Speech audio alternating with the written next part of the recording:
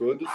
É um prazer estar aqui em mais uma noite do PETQ de Seminários. Foi um prazer assistir toda essa apresentação maravilhosa da Ana. E agora eu vou seguir com a nossa próxima apresentação, que tem o tema e é intitulada como Areia Betuminosa, Soluções para as Petrolíferas. Meu nome é Boaz Augusto, eu estou no 5º período do curso de Engenharia Química. Eu espero que vocês gostem. Bom, qual foi o meu objetivo, então? Qual é o objetivo desse trabalho? O objetivo desse trabalho é um trabalho mais informativo, relacionando a extração da areia betuminosa, a fim de que vocês possam entender um pouco sobre como ela ocorre e, ainda assim, discutir sobre os impactos ambientais gerados pela sua extração, fazendo, então, uma breve discussão sobre se a valia da sua solução para os problemas das petrolíferas valem o quão mal ela faz para o meio ambiente. A minha motivação foi mais enfatizada na minha empatia com a petroquímica e a minha afinidade. Eu particularmente gosto bastante, me sinto muito cativado. E a partir disso, foi um dos temas escolhidos, uma vez que brilhava aos meus olhos. E aí eu compartilhei com vocês e foi o mais votado. Segue o meu sumário. Serão aqui, então, 4 tópicos principais que vão ser abordados ao longo dessa apresentação. Inicialmente, nós faremos uma introdução, onde eu vou discutir um pouco desde o conceito fundamental de petróleo até as não convencionais jazidas. Posteriormente, vamos falar sobre a areia betuminosa e o que ela é propriamente dito. Por fim, vamos enfatizar um pouco sobre a extração e como ela é feita. E no final de tudo, o particularmente mais importante para mim é o impacto ambiental, que apesar de ser uma solução para as petrolíferas, gera um grande problema para o meio ambiente.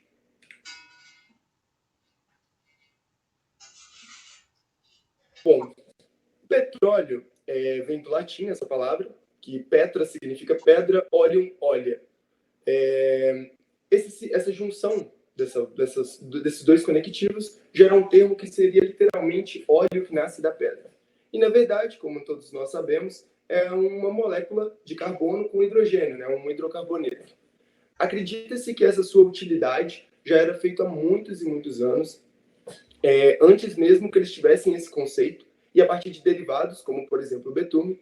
E na história, com Nabucodonosor, onde tem as construções lá, os lendários jardins suspensos da Babilônia, já se acreditava que fazíamos usos para construir uma massa, onde aumentava a impermeabilidade daquelas construções, gerando, então, uma melhor construção, onde ela era impermeável.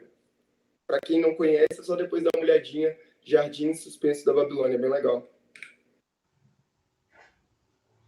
O petróleo, então, ele é uma mistura de hidrocarboneto, de origem fóssil, não renovável. Ou seja, ele vai esgotar da natureza. A sua formação ocorreu principalmente nas rochas sedimentares, através da decomposição de matéria orgânica, restos de plantas e animais. E o tempo e as condições em que ficaram submetidos, pouco oxigênio, pressão da terra, altas temperaturas, foi fazer então uma transformação desses restos em uma massa homogênea, viscosa e de coloração negra. Entenda. A indústria petrolífera ela se baseia em um recurso mineral não renovável. Foi o que a gente discutiu aqui anteriormente. Expliquei o que ele é e a sua importância. Hoje ele se constitui a principal fonte de energia sem um outro produto substituído próximo. Então, tipo assim, nós temos o petróleo como uma das principais fontes de energia mundial, mas nós não temos nenhuma outra substância que possa substituir efetivamente o seu papel. Esse fator faz com que o petróleo confere uma demanda inelástica em relação ao preço e aonde ele é encontrado, a oferta da demanda e da procura. Isso ainda tem um outro ponto, que é a distribuição desigual das jazidas no mundo. Ou seja, nem todos os lugares do mundo têm têm como fazer a sua própria extração. E é justamente isso que vai ser um dos pontos do porquê fazer uso da areia betuminosa. A areia betuminosa, então, ela vai ser a bola da vez, ou simplesmente o betume vai ser a bola da vez, porque ele é um outro recurso, é uma fonte, então, não convencional de se obter o petróleo, e que vai poder, então, fazer com que regiões onde não tenham postos convencionais consigam obter o petróleo, além de que, na triste finalização de que o petróleo acabe, a gente teria esse outro recurso a fim de poder continuar mantendo essa produção que é tão importante para o mundo. Então, com a diminuição das reservas de petróleo do planeta, a extração do petróleo e do betume se torna, então, uma opção viável. E ele apresenta, então, uma versão mais viscosa, pesada, semissólida do petróleo, que seria esse betume. E, em compensação, às jazidas e aos poços convencionais, há uma grande disponibilidade da areia betuminosa. Ou seja, enquanto um recurso sempre encontrado está se findando, teoricamente, ou vai se findar, existem outros mecanismos para obter esse mesmo recurso, a fim de que ele seja encontrado de formas diferenciadas. E isso se baseia justamente nas fontes não convencionais de extração do petróleo. Um exemplo, a areia betuminosa. Mas então vamos entender da onde começa tudo isso. E o principal fornecedor, ou aonde se encontra a maior jazida de areia betuminosa, é o Canadá. Ele é atualmente o principal fornecedor de petróleo dos Estados Unidos. Ele está à frente até mesmo da Arábia Saudita, passou recentemente assim, há uns poucos anos. Ele possui, então, uma das maiores reservas mundiais, que está situada em Alberta. É uma província no oeste do Canadá. E lá ela é dividida as jazidas ela é dividida em 3 áreas, que é na Pilsner River, a Cold Lake e a maior de todas, a Athabasca. Elas se estendem por cerca de 140 mil quilômetros quadrados. E 80% dessa reserva, elas estão enterradas a mais de 100 metros de profundidade. Não é tão fundo, mas ainda assim é bem fundo. Revirando então um pouco o passado. Desde 1717 que a gente já sabe da existência da areia betuminosa. Claro, naquele período, apesar de ter muitos anos, não tinha o ideal nem a importância que ela oferta hoje. Mas só em 1967 que vai se iniciar essa exploração. E essa exploração vai começar, a exploração comercial, começa com a Oil Sands, que foi a primeira empresa a construir uma mina lá nessa região do Canadá de Athabasca. Só que, inicialmente, vamos pensar lá em 1967, os poços convencionais ainda estavam, no master. Tudo com fluxo e um uso bem viável. Só que em 1990, a obtenção se torna viável economicamente, a obtenção da areia betuminosa, pois o barril do petróleo acaba aumentando o preço. Ou seja, a procura por esse recurso se torna ainda maior, então métodos para obtê-lo fazem com que sejam mais cativantes e procurados. Já agora, em 2013, cerca de 895 quilômetros quadrados foram ocupados pela mineração de areia betuminosa. Ou seja, a procura por esse recurso e o método realizado se estendeu de uma forma impressionante. Passamos então para o nosso segundo tópico, areia betuminosa. Tá, mas o que é então essa areia betuminosa? A areia betuminosa é uma mistura de areia, água, argila e betume, que estão dentro de uma classificação de reservatórios não convencionais. Como dito anteriormente, é uma classificação de métodos para encontrar o petróleo não convencional. Não é aquele método comum, feito dos poços de petróleo. É um recurso usual de outros tipos de fontes. Tá, mas o que então é esse betume que está presente nessa mistura? Ele é uma derivação do petróleo, constituído de hidrocarbonetos de grandes cadeias, e por conseguinte são bastante densos. Outra propriedade é a presença de metais pesados em sua constituição, como níquel, vanádio, arsênio, chumbo e o mercúrio. Aqui são algumas características básicas do betume. Então, ele é um hidrocarboneto complexo de grande massa molecular, como dito anteriormente, e totalmente solúvel em biosulfeto de carbono. Esse papel de ser solúvel está voltado com o processo de extração, que vocês vão ver posteriormente no vídeo. Eles são hidrófugos, então impermeáveis ou simplesmente repelem a água. Isso é totalmente voltável pelas suas polaridades. Termoplásticos, que são então facilmente fundíveis, com um ponto de fusão bem variável, a qual é observada com a perda da sua forma cristalina e ordenada, que caracteriza os sólidos cristalinos. Ou seja, vocês vão perceber que no método da extração é muito importante essa característica do ponto de fusão, para que a gente consiga fazer a separação dos cristais da areia. São inóculos, não interagem quimicamente com agregados minerais, como, por exemplo, os casos dos metais que estão ali juntos da mistura.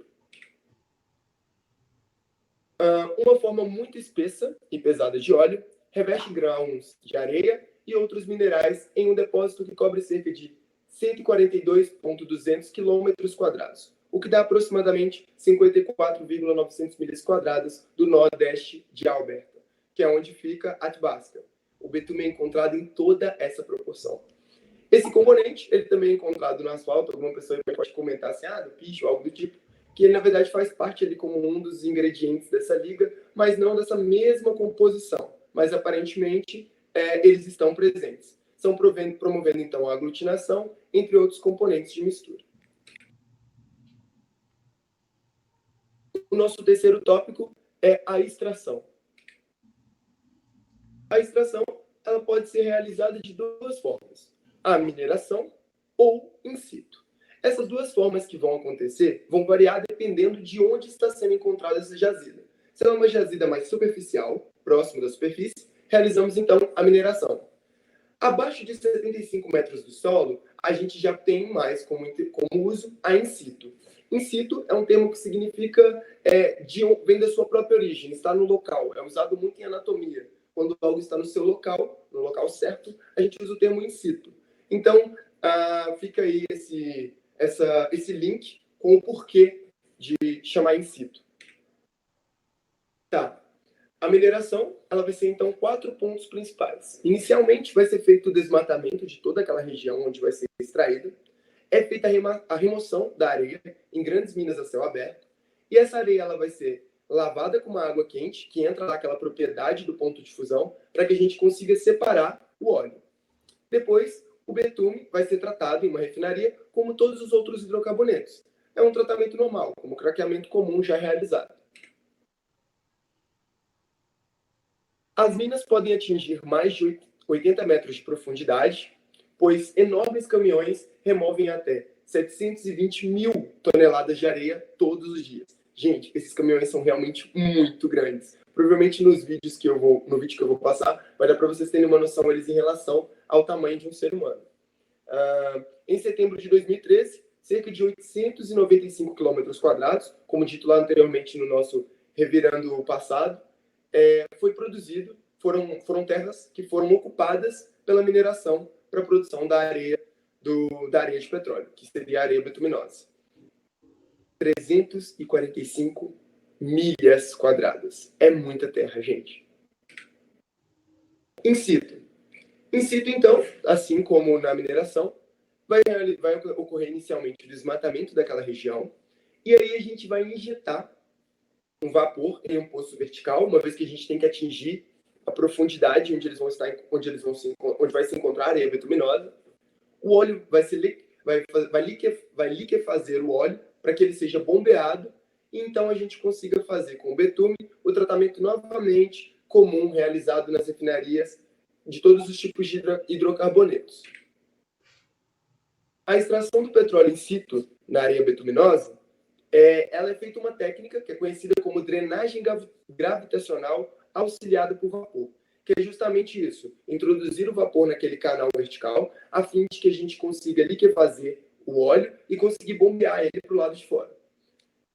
Em 2010, as minas de superfície produziram 356,99 milhões de barris, enquanto a produção in situ produziu 189,41 milhões de barris de petróleo. Inicialmente, apesar de a gente saber que 80% está abaixo de 100 metros, a produção ocorre a maior produção é realizada pelo método da mineração. Tá. Segue aqui, então, um diagrama de como ocorre essa extração realizada no Canadá. Inicialmente, é feita a extração da areia, normal, vão ser feitas por escavadeiras que vão retirar ali a areia. Essa areia vai ser transportada ali pelos caminhões, que vão levar elas até os trituradores. Os trituradores vão fazer o processo de destruir, estraçalhar ainda mais essa areia, a fim de que ela fique com pedaços e partículas ainda menores. Então, vamos para a compensação, onde vai ser introduzida a água quente, para que a gente consiga fazer um transporte, um hidrotransporte. E também auxiliar no processo de separação. Depois vão para as telas rotatórias, As telas rotatórias são como peneiras, onde vão separar os pedaços maiores que vão voltar para os trituradores. E esses pedaços maiores vão ser novamente reprocessados. O que passou pela peneira vai então para o método de separação. Vai para o método de separação.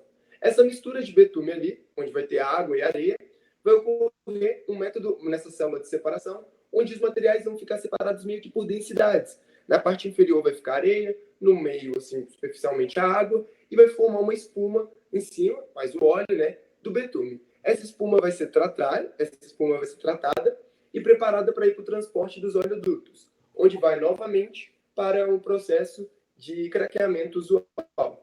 Vale ressaltar que eu não enfatizei esse processo, porque senão o trabalho sairia fora da temática inicial, que é a extração da areia, e iria para o tratamento do petróleo usual. A produção da areia betuminosa ultrapassou a produção convencional de petróleo. Enquanto o petróleo convencional se manteve estável, a produção de areia betuminosa aumentou de 1 milhão de barris, né, em 2015 por dia para 2,4 milhões de barris por dia, em 2005, perdão, para 2015. Então, em 2005, 1 milhão de barris por dia, em 2015, 2,4 milhões de barris por dia. É muito petróleo. Gente, agora eu vou passar um videozinho para vocês, e aí eu vou pedir que vocês mesmos, quem tiver interesse, adicione a legenda na hora que ele aparecer aí para vocês, tá bom? Só um instante.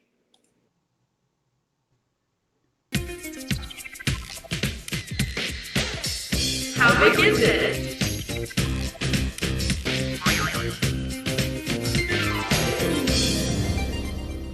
Okay, you've probably heard the oil sands, right? That's because there's oil in the sand. Yeah, ooey gooey, thick oil called bitumen. So, how did the oil get there in the first place? Yeah, and how do we get it out? It all started about 110 million years ago. Dinosaurs ruled the earth, and Alberta was covered by a warm, shallow ocean. Billions of tiny creatures in the water died and piled up on the sandy ocean floor. Eventually, they morphed to become bitumen. Well, let's flash forward to now. The dinos are long gone, and the ocean is dried up. All that bitumen is mixed up in the sand, which is in deposits close to the Earth's surface, and we want it. But first, we have to separate it from the sand. At Suncor's mine, big shovels dig up the oil sand. How big is it? The bucket is 6 meters wide and 5 meters tall, which is the size of a 2-car garage. And the entire machine weighs 1,500 tons, which is more than 300 hippos. The mine trucks are pretty big too. How big is it? Suncor's Cat 797B trucks are 380 tons, one of the world's biggest. It's like trying to drive a 2-story house. Wow. When fully loaded, the truck weighs 625 tons, more than a jumbo jet. Good morning, ladies and gentlemen. This is your captain speaking. We are currently at our cruising altitude of 35,000 feet. Let's get back to separating bitumen from the sand. Okay. The trucks dump the oil sand into hoppers for crushing. Conveyor belts move the sand to rotary drums. And here's where the magic starts to happen. The secret to separating bitumen from sand is hot water. Inside the drums, hot water is mixed with the sand and virtually melts the thick bitumen so it separates from the sand.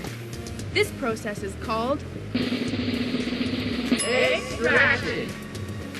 Suncor has big water tanks to supply the hot water needed for extraction. How big is it? One of the tanks holds 30 million liters, enough for 250,000 hot showers. 2 things are left over after the extraction. One is a mix of sand and water called tailings, which gets pumped out to Suncor's tailings pond. More about tailings ponds in a minute. And the other is bitumen, which is now ready for processing into useful things like fuel. The bitumen gets broken into different compounds in big vessels called cokers. How big is it? 88 meters tall, 10 meters wide, weighs 440,000 kilograms, or 440 tons, or the equivalent of about 88 Tyrannosaurus rex. From the cokers, these new products go to a bunch of other vessels for more processing. This part of the oil sand story is called Upgrading. Upgrading creates fuel like diesel and jet fuel, plus many other products that we use every day, and of course, crude oil that can be further refined to make gasoline. Back to those tailings ponds. Suncor has some really good news. Suncor is starting to use a new process that takes water out of the tailings more quickly than ever before. Eventually, this should mean no more tailings ponds, and that's good news for the environment. So, is that all? Not quite. There's another way Suncor gets bitumen out of oil sand. In some places, oil sand is buried too far underground to be mined with those big shovels and trucks.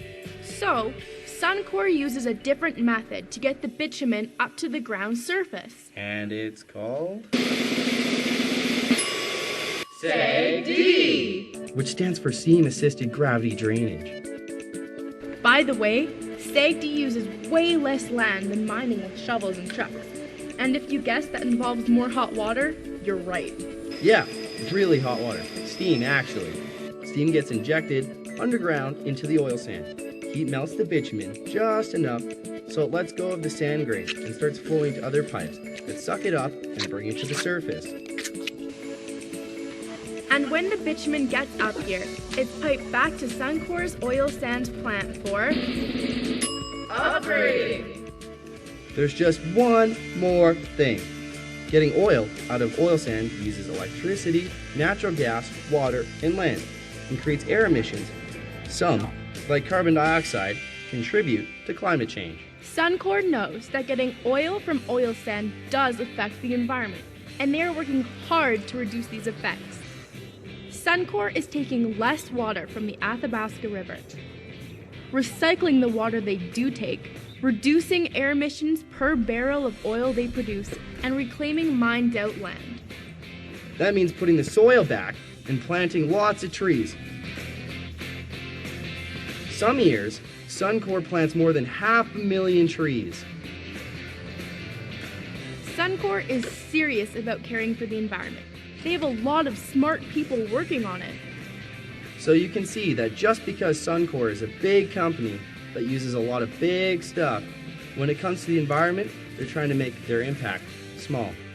And that is the big and the small of it all.